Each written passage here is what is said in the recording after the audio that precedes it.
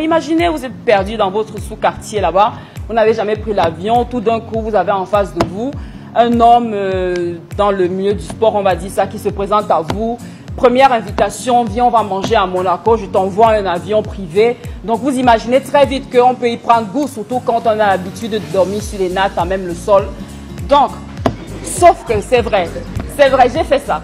Sauf que, donc c'est un appel, on vous attire vers ce mode de vie-là, et à un moment donné, il est difficile pour vous de vous en détacher.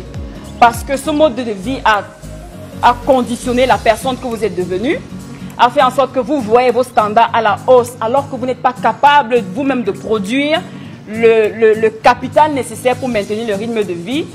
Donc, tout ça fait en sorte que je veux me battre coûte que vaille pour maintenir ce standing-là. C'est-à-dire, ça allait du fait qu'il fallait assouvir ses caprices, et ces caprices passaient partout. Parce que c'est très simple. Donc, si vous passez par une petite crise, c'est OK, d'accord, aujourd'hui je ne te paye plus le loyer. Si tu veux encore être avec moi, il faut que tu fasses ça. Moi, j'aime bien faire ça. Donc, je me suis retrouvée dans un engrenage entre mes 18 et mes 24 ans, on va dire, où je ne vivais pas ma vie. Je vivais une vie qui me permettait d'avoir un standing comme ça, de rouler dans une belle voiture, de faire les voyages à travers le monde. Mais au fond de moi, je n'étais pas heureuse. J'étais très malheureuse parce que je ne m'épanouissais pas. Je le faisais et tout. Et je n'ai pas eu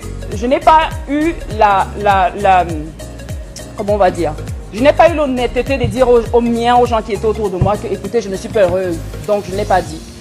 Heureusement pour moi, quelques années plus tard, 3, 4 ans, 5 ans plus tard, je me suis posé la question qu'Hélène s'est posée un soir chez moi. Je me suis demandé, est-ce que c'est la vie que mon père aurait voulu que je vive? Est-ce que mon père aurait voulu que je sois une femme objet?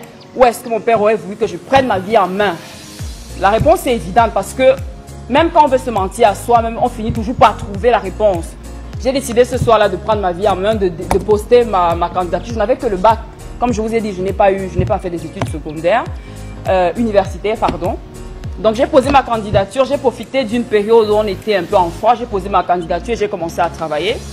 Quand j'ai commencé à travailler, il y avait autour de moi mes collègues de boulot qui gagnaient à peine 10% de ce que je me faisais en un mois, juste en un voyage. Mais devinez quoi, elles étaient les plus épanouies possibles, les plus gaies. Moi, quand on rentrait du travail à l'aéroport, je démarrais ma dernière voiture climatisée et tout siège en cuir. Mais elle est montée dans la navette, mais il y avait une ambiance plus chaleureuse. Elle se sentait bien et moi, j'étais toujours malheureuse. Au point où, quelques années plus tard, même pas 2 années ou une année plus tard, une année et demie, j'ai dit à la personne avec qui j'étais, tu sais, tu m'as fait beaucoup de bien sur le plan matériel. J'ai côtoyé ce que je ne rêvais même pas côtoyer. Je ne savais pas que je monterais dans un avion un jour et tout et tout. Mais sur le plan émotionnel, physique même, je ne m'épanouis pas et je suis en train de me tuer à petit feu. Je pense que ce que j'ai toujours voulu moi dans ma vie, c'est me poser, avoir une famille, avoir des enfants et bâtir ma carrière. Parce que je suis de ce type de femme-là qui pense que la femme doit travailler pour apporter également, en fait, d'équilibrer le foyer. À ma grande surprise, il a très mal pris. La rupture s'est très mal passée.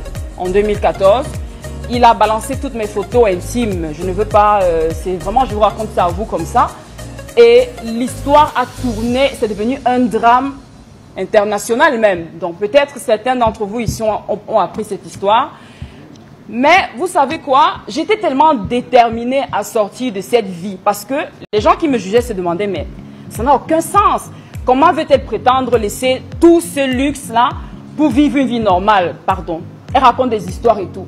Mais si tu n'as pas expérimenté le fait de vivre une vie qui n'est pas la tienne, tu ne peux pas comprendre ce que c'est que le déclic. Le déclic à se dire que stop, il faut que je me reprenne en main.